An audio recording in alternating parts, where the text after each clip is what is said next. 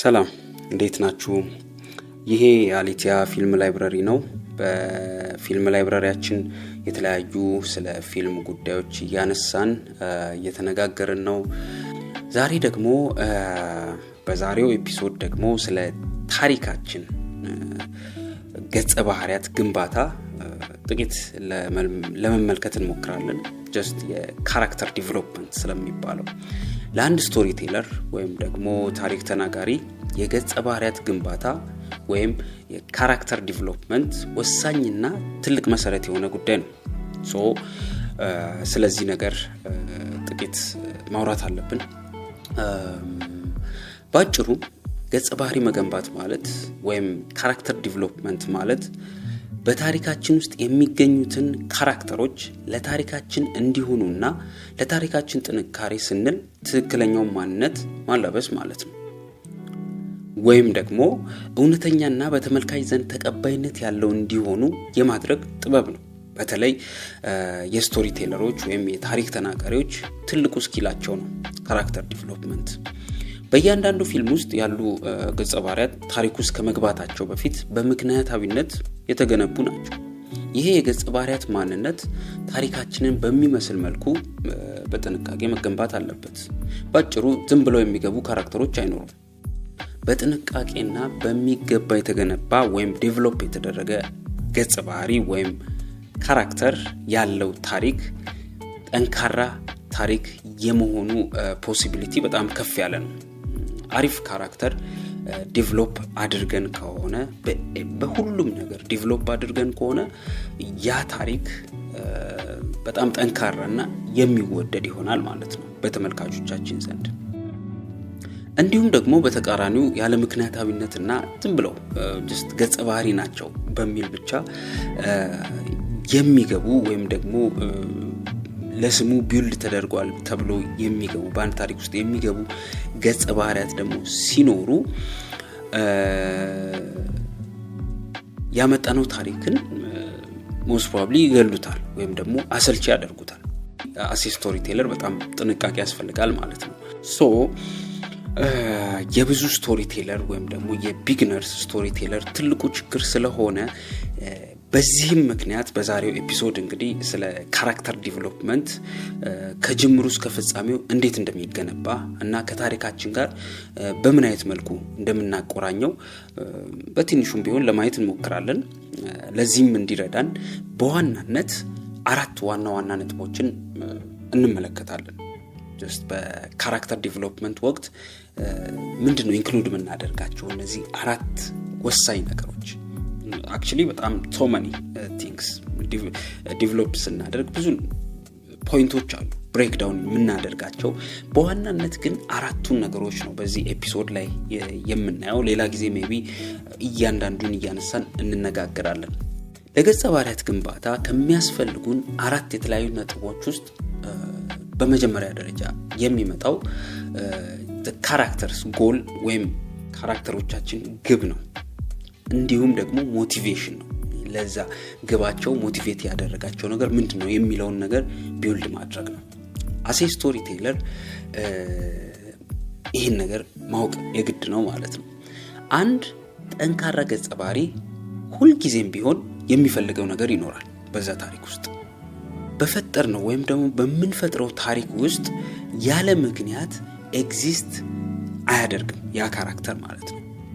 አንድን ነገር የግድ መፈለግ አለበት። ምክንያቱም ሙሉ ታሪካችን ወደፊት እያጓጓና ቀልብን እየሳበ የሚሄደው በዚህ በካራክተሮቻችን ወይም በገጸ ባህሪያቶቻችን እንደ ግብ በሚይዙት ጉዳይ ነው። እንደ ጎል ወይም ደግሞ ጀስት እንደ ኦብጀክቲቭ በያዙት ጉዳይ የተነሳ ያ ታሪክ ወደፊት እያጓጓ ይሄዳል ማለት ነው። ይሄ ለአንድ ታሪክ ተናጋሪ በጣም ወሳኙ ጉዳይ ነው። ምን ለካራክተሮቻችን ለፈጠርናቸው ካራክተሮች ግብ መስጠት። ገጸ ባህሪያቶቻችን የሚኖሩለት ጉዳይ ምንድነው? ለምንድነው ይህን ያህል ዋጋ የሚከፍሉለት? ሲያገኙት ደግሞ የሚደሰቱበትና ካጡትም ከልባቸው የሚያዝኑበት ይሄ ግብ በሚገባ ሴት መደረግ አለበት። ያለ ግብ የሚጓዝ ገጸ ባህሪ ታሪክን ያበላሻል። እንደፈለጋችሁ ምርጥ ታሪክ ቢኖራችሁ ግን ግብ የሌለው ካራክተሮችን በምትከቱበት ጊዜ ታሪካችሁ ውስጥ ኦብቪየስሊ ያ ታሪክ ይበላሻል፣ እንዲሁም ተመልካች ደግሞ ይሰላቻል። ስቶሪ ቴለርስ የዚህ ጉዳይ የመጀመሪያ ስራቸው አድርገው በዚህ ጉዳይ ላይ የመጀመሪያ ስራቸው አድርገው ሊሰሩ ይገባል ማለት ነው። ነገር ግን ይህ ካራክተርስ ግብ ወይም ጎል በምንፈጥረው ታሪክ ውስጥ ተያይዞ የሚሄዱ ሁለት መልኮች ሊኖሩት ይችላሉ። ኦብቪየስሊ ደግሞ ይኖሩታል። ግብ ሲባል ምን አይነት ግብ፣ ያ ካራክተር ምን አይነት ግብ አለው ወይም ደግሞ ምን አይነት ኦብጀክቲቭ አለው? ይህንን በሁለት መልኩ ከፍለን እናየዋለን ማለት ነው። የመጀመሪያው ግብ ይሄ ኤክስተርናል የሚባለው ወይም ደግሞ ውጫዊ ጎል ሲሆን ሁለተኛው ደግሞ ውስጣዊ ነው ወይም ኢንተርናል ጎል ነው ብለን የምንጠራው ማለት ነው። እያንዳንዱ ካራክተር በታሪካችን ውስጥ የሚኖሩ ኤግዚስት የሚያደርጉ ካራክተሮች ውጫዊ የሆነ ግብ አላቸው ወይም ደግሞ ውስጣዊ የሆነ ግብ አላቸው ማለት ነው። ውጫዊ የሆነ ወይም ኤክስተርናል ጎል ስንል ለምሳሌ ኮምፒቲሽን ማሸነፍ ሊሆን ይችላል። ምክንያቱም ዊዛዘርስ አይደለ ከሌሎች ጋር ነው የምንወዳደረው፣ ሰዎች አሉ ማለት ነው። ውጫዊ የሆነ ነገር ነው። ስለዚህ ያንን ውድድር ማሸነፍ፣ ለምሳሌ አኒሜሽን ሲንግ የሚለውን አኒሜሽን ፊልም ላይ አይታችሁ ከሆነ ጀስት የዘፈን ውድድር ነው አይደለ? የሆነ አዋርድ አለው። ያንን አዋርድ ለማሸነፍ ከሌሎች ጋር ነው የሚወዳደሩት። ጀስት ያ ኤክስተርናል ግብ ነው። ያንን አዋርድ ማሸነፍ ወይም ደግሞ ያን ኮምፒቲሽን ማሸነፍ።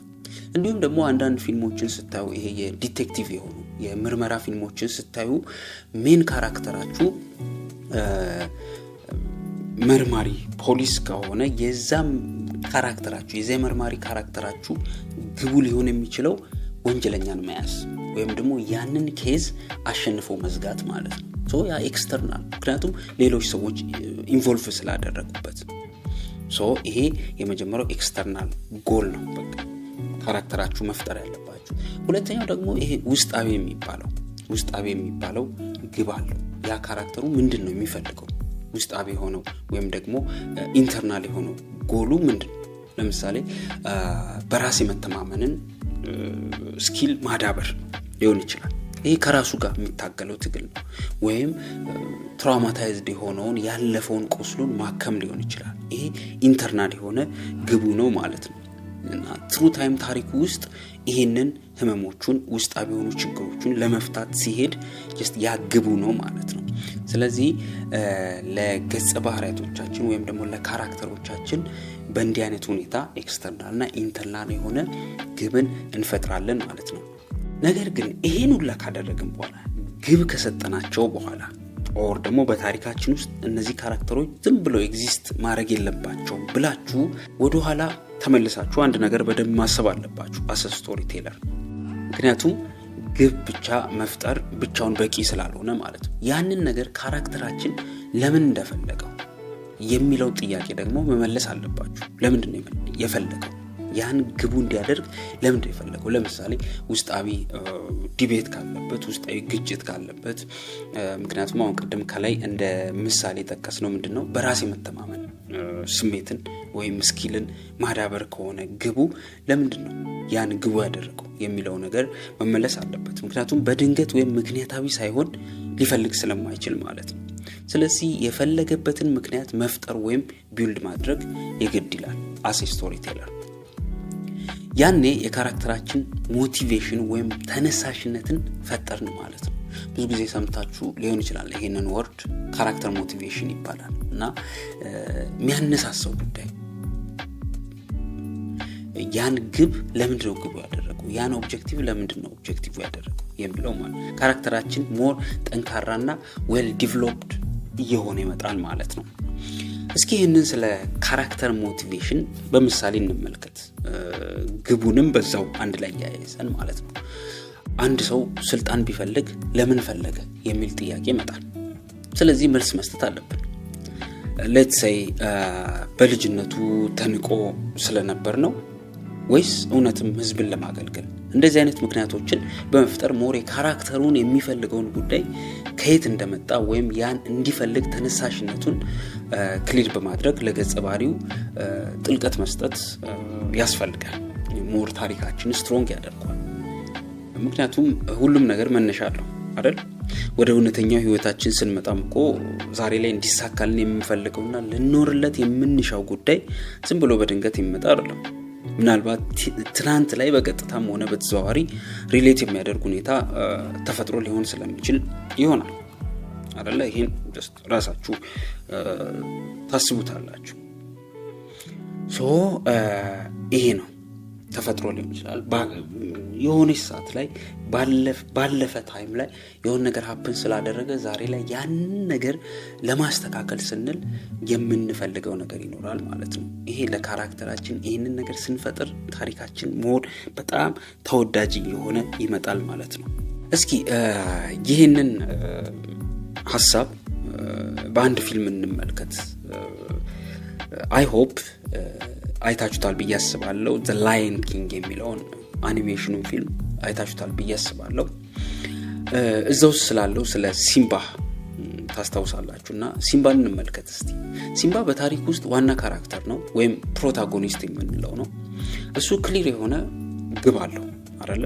ያ ግቡ ደግሞ ከየት መጣ ብለን ብንጠይቅ ክሊርሊ ተቀምጧል ፊልሙ ላይ ማለት ነው። ሞቲቬሽኑም ተቀምጧል። የግቡ ሞቲቬሽን ወይም ተነሳሽነት ተቀምጧል። የሲምባ ግብ ወይም ጎሉ ምንድነው ብለን ስንጠይቅ ስሩ ታይም በእርግጥ ቢለዋወጥም ነገር ግን ግልጽ ናቸው። በዋናነት ግን 3 ፍላጎቶችን በተለያየ ጊዜ እናያለን።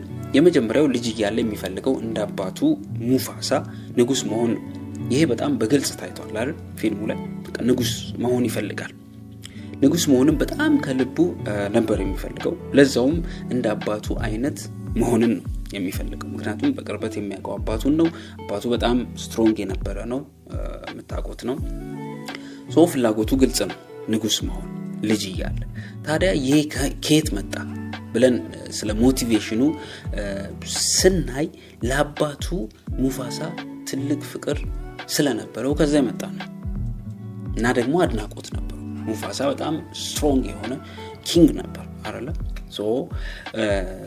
በጣም አባቱን ይወደዋል፣ ሴም ታይም ደግሞ በጣም ያደንቀዋል።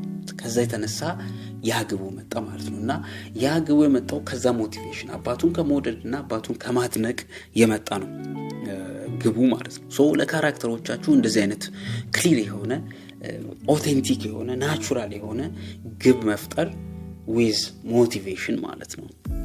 ስለዚህ ይህንን መፍጠር አለባችሁ ማለት ነው። ሙፋሳ ሲምባ የመጀመሪያው ግቡ ይሄ ነበር፣ ዊዝ ሞቲቬሽን ማለት ነው።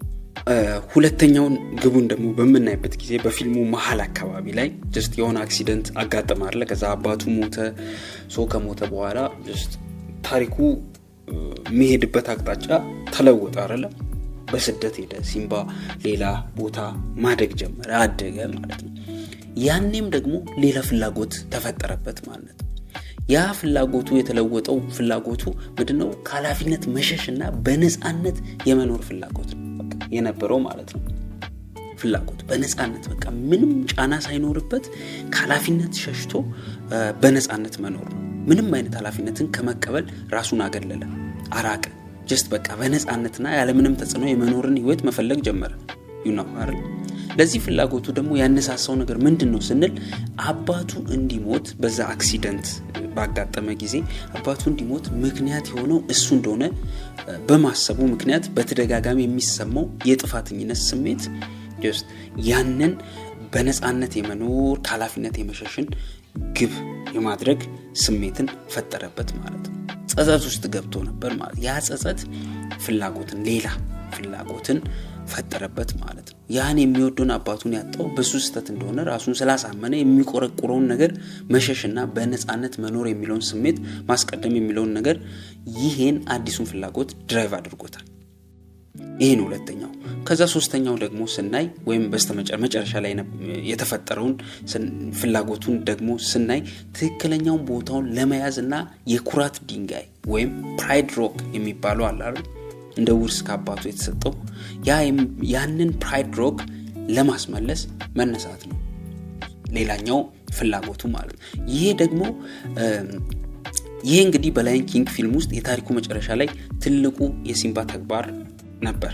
ይህ ፍላጎቱ ሞቲቬት የተደረገው በምንድነው ብለን ስናይ ደግሞ በሌሎቹ በፍሬንዶቹ በናላ እና ረፊቃ በሚባለው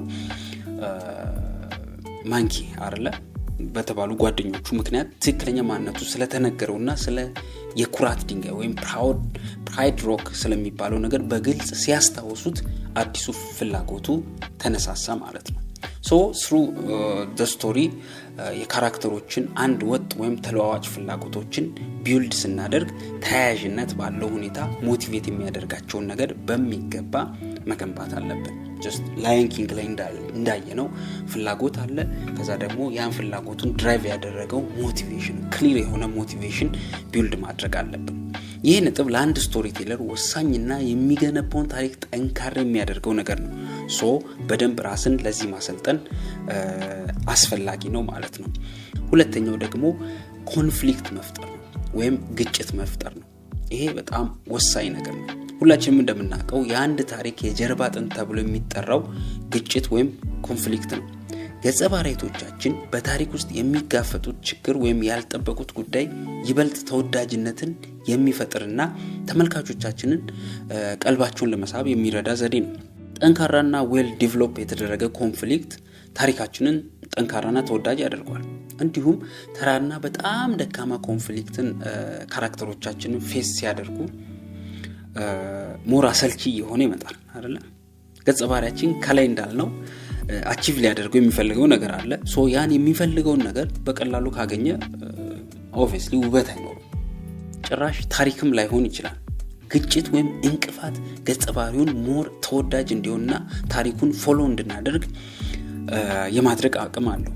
እንዲሁም ካራክተራችን እንዲያድግ ያስገድደዋል ወይም ካራክተር አርክ እንዲፈጥር ያደርገዋል ማለት ነው።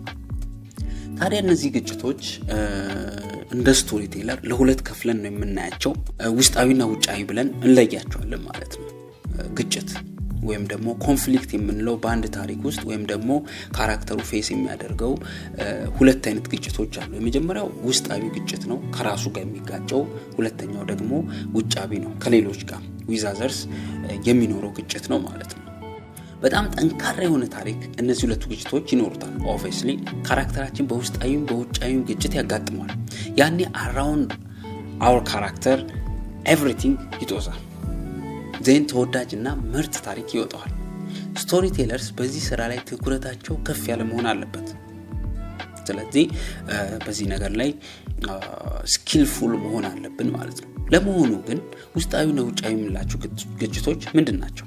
እስቲ መጀመሪያውን እንየው። ውስጣዊ ግጭት ካራክተራችን ከገዛ ስሜቱ ጋር ወይም ከሐሳቡ ጋር የሚያደርገው ትግል ውስጣዊ ግጭት ይባላል። ከራሱ ጋር ግብ ውስጥ ሲገባ ልክ ነው አይደል? ማንም ሰው እንዲህ አይነት የህይወት ታሪክ አለው አይደል? ማናችንም ከራሳችን ጋር እንጋጫለን፣ ከራሳችን ጋር እንከራከራለን፣ እንጋጫለን። የምንፈጥረውም ካራክተራችን ከራሱ ጋር በምክንያታዊነት እንዲጋጭ ስናደርገው ታሪካችንን ጠንካራ እናደርገዋለን። ለምሳሌ በላየን ኪንግ ሲምባ ከራሱ ጋር በምንድነው የተጋጨው ስንል ከጥፋተኝነት ስሜቱ ጋር አይደለም፣ ከፍራቱ ጋርና ራሱን ከመጠራጠሩ ጋር በደንብ ነው የታገለው።